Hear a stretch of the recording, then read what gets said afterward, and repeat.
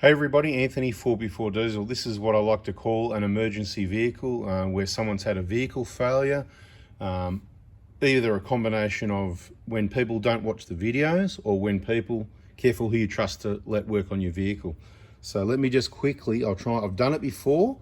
Check the front wheel bearing hubs playlist before you make a purchase from me, before you do any installation or work on the vehicle. Get yourself educated, get it right the first time.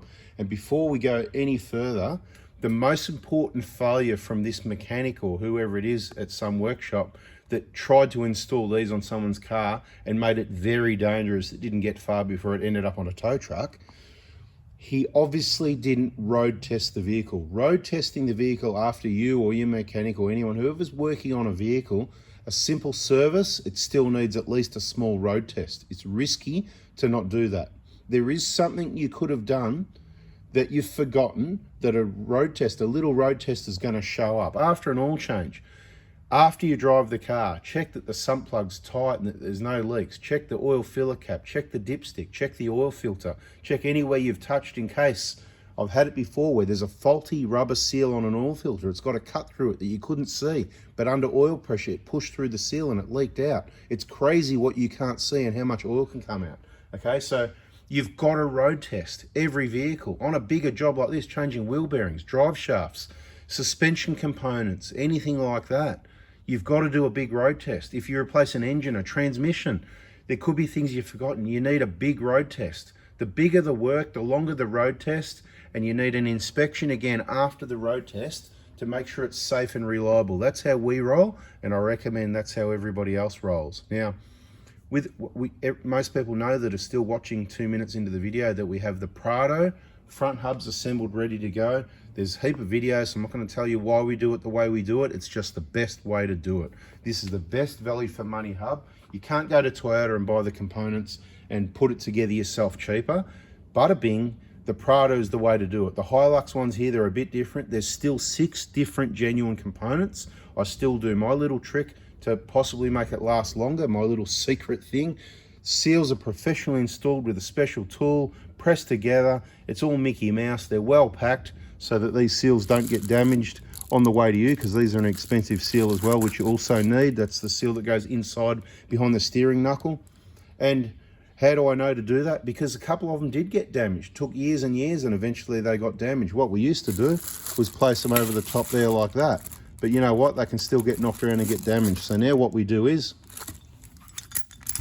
they get sat in position like that, a piece of tape over the top to hold it in position, and this is all protected so this can't get damaged. So little tip for anybody else that wants to copy what I'm doing, but unless you're using genuine parts, we're not interested. Now, yeah, you can press these hubs apart and reuse the hubs, but quite often they're rusty and corroded on this surface here that the seal's going to run against. So moisture is going to get to the bearing sooner than a new one, and it's not going to last as long as your original one did. You want 200,000 Ks or 300,000 Ks or whatever you got out of the first one, and I recommend you change them at 200. But if you want to get that or longer, quite often we see them last 300,000 or 400,000 Ks. Just because I say change them at 200, because we see quite a lot start to fail around then. There's no maintenance. It's all the grease is just dried up. It's all gone, right?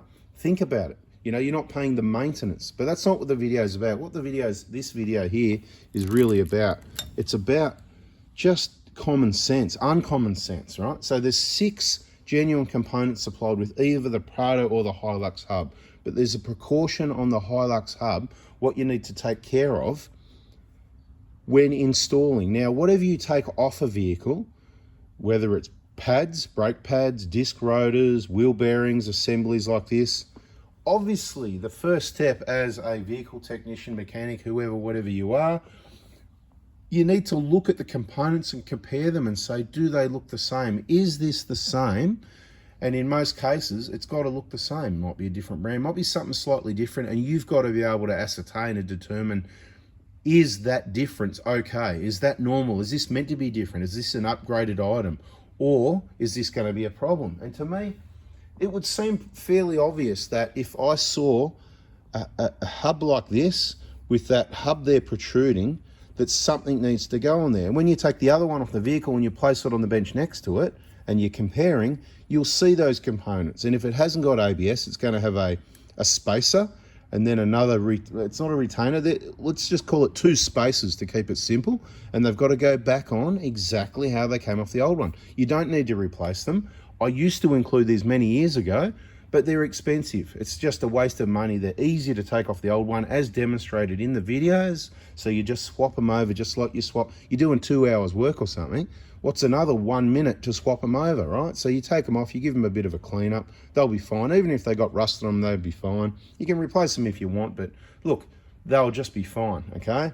Once they're on, they do spin loose. They're not hard or tight to get off. You just got to work it nice and slow with a flat blade screw. I'm not going to demonstrate in this video. Point is, isn't it pretty obvious that if you've got a hub nut retaining against that hub there, that's where the hub nut goes, on that surface, right? Okay, drive shaft comes through and the nut pulls against there. Then the drive shaft's going to be pressing against here. That means you've got a bearing bolted to the car, and this bearing, with the weight of the vehicle going around a turn or something, that bearing, it's probably not going to slide on the shaft, but I'd say it could if there was something to hold it in position. But what's going to happen, you've got this outer bolted to the car, the inner held to the wheel. This is just going to rip the inner of the bearing, the whole race to pieces, whatever, the balls, and it's got all this play. It's got that much play, a finger width to move back and forward. So you completely destroy the bearing. You'll be able to reuse the O-ring, the bolts, the hub. The bearing will be destroyed, the seal will be destroyed, and that back seal will probably be. So you've destroyed half the components for not swapping over the other 2 components. By not supplying them, it helps us keep the price the same, and we're not replacing things you just don't need to replace. I'm a value for money efficiency guy, and that's where I went. I deleted that years ago. I've said it in videos. This has happened to a few people. Every time it happens, just like now, I do another video and I warn people about it. Is that not obvious? Especially if you had one sitting next to it on the bench and you can see it. What's this, I wonder? Right, well, you know what? If you're a mechanic, you should be able to work out, A, it's got to look the same. You've got to take it off without watching any video.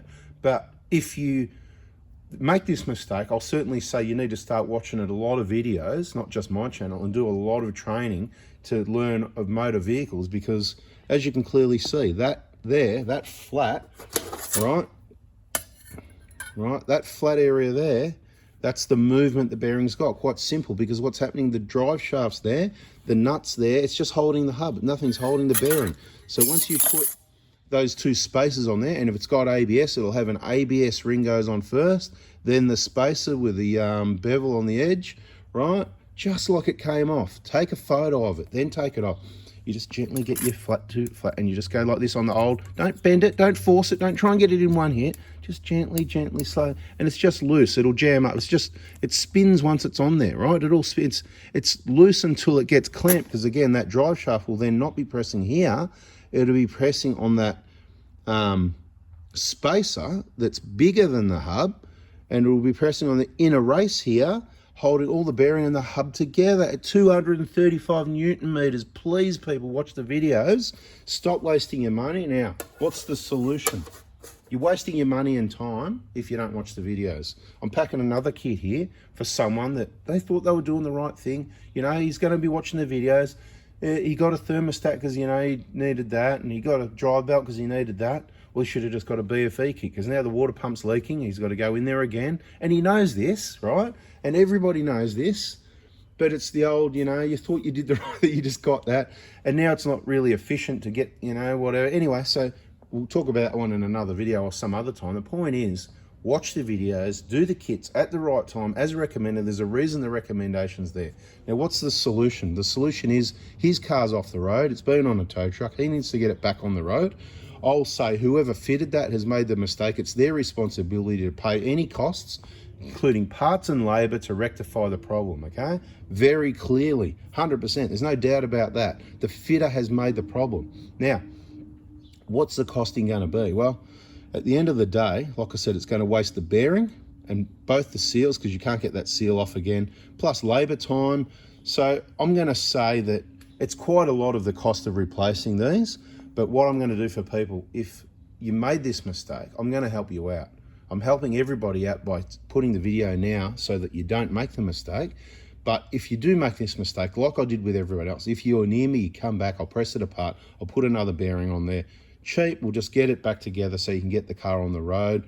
and you can say, yeah, I'm an idiot, right? It's all good. Mistakes happen, but not for mechanics. It's not good enough that this happens. They need to know better. So get on the bloody videos, get some training, slow it down a bit, do the work properly instead of rushing through the jobs, not looking and not road testing, and leaving apprentices and inexperienced workers to their own devices, because this is how this happens. Okay, so what we're going to do now is, if you're anywhere in, because we send these anywhere in Australia, this happens, you pay for another set, we send another set. That's what's happening right now. These are going to be interstate by tomorrow morning, and you can get the car back on the road tomorrow.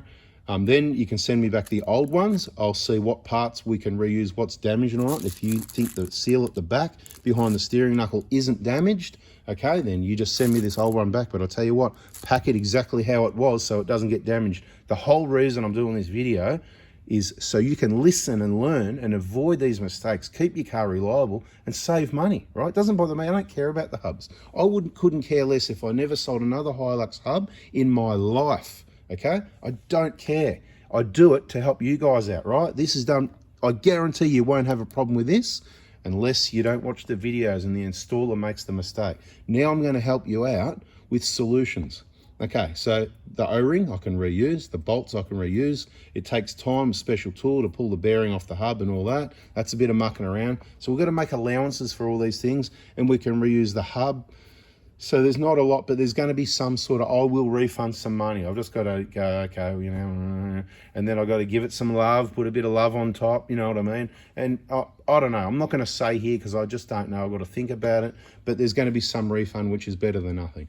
The only other way around it is not really much way around it. Put the old ones back on until you get the vehicle back on the road. I'm just going to go out there and say one more thing. I've never done this and I wouldn't recommend it.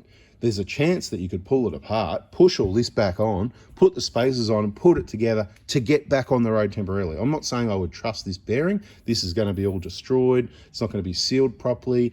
They could be totally destroyed. I've never done it. But what I'm saying is if you're on the side of the road in the middle of the night because you decided to do it at 11 o'clock at night, I don't know why that would be, and you need to get moving, and you've got your old hubs in the back of the ute, if you stop and pull it apart, if you had all the tools and you put it all back together, I'm saying it might work to get you somewhere.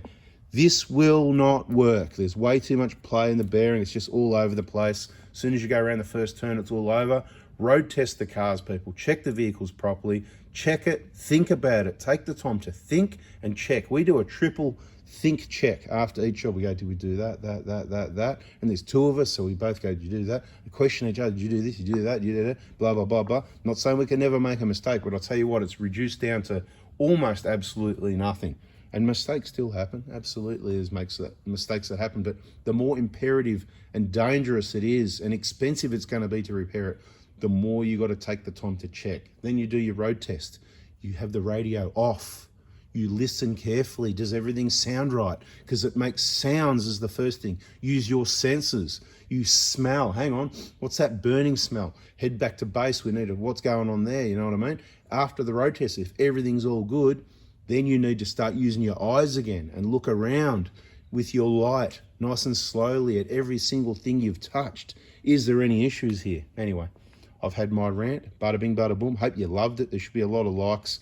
I don't know why, what's the matter with people, whatever. Well, you don't just hit the like button and press share and send it off to a Facebook group or to your friend with a car and say, I recommend you subscribe to this channel because there's a lot of info that's going to help you wise up. That's what it is. Wise up, people. Save some money, keep it reliable. Catch you on the next video. See ya.